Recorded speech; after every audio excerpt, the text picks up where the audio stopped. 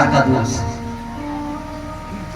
गुरु को गुरु नहीं मानते, गुरु रह गए पढ़न रघुराई। राम जी का क्या नियम था? प्रातः काल उठ के रघुनाथा, मात पिता गुरु ना वही माथा। अगर हम यहाँ हाथ उठवा दें, ऐसी कितनी माताएं बैठी कि अपने बच्चों से सुबह उठ के और कहती हो कि लो पहले उठो, दादा दादी के पैर छुओ, चाचा के पैर छुओ, ताऊ के पैर छुओ। इसका महत्व नहीं समझती आप। राम जी का यही मिला है जो अल्पकाल विद्या सब पाई।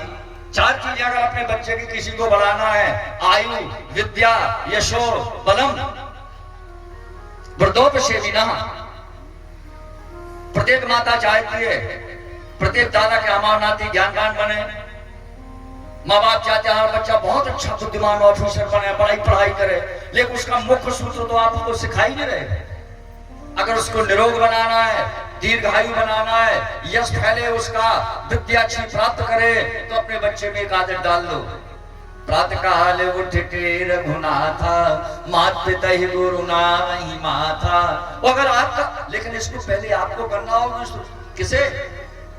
जैसे किसी के बच्चे, अब उसके घर में देवरानी है, जिठानी है, जेठ है, देवर है, सास है, ससुर है, तो पहले उस बहू का कर्तव्य, उस महिला का कर्तव्य है कि वो उठे।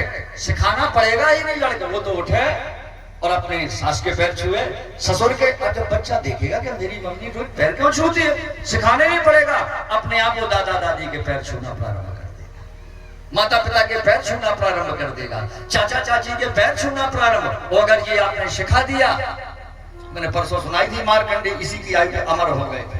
तो आयु, विद्या, यशो, बलम, चार चीजें बगैर सिखाए बढ़ेंगे। तो राम जी में गुण थे, राम लक्ष्मण। तो क्या हुआ? गुरु रह गए पढ़न रघुराई, अल्पकाल विद्या सब पाई। आखिरकार संपूर्ण राजकुमारों की शिक्षा दीक्षा हो गई। वशिष्ठ जी ने कहा, राजन, हमने तुम्हारे और राजकुमारों को जितने मेरे पास है अनुभव, मैंने सारी विद्या प्राप्त करा दी। बड़ा प्रसन्नता हुई।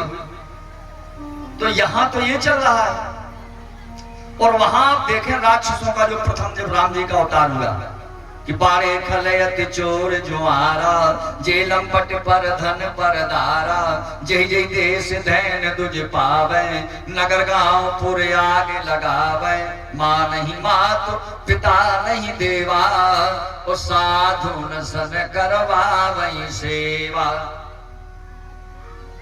रावण जैसे दुष्टों का अत्याचार भूमंडल पर छाया है, राम जी का अवतार हो गया है, इसीलिए अवतार हुआ।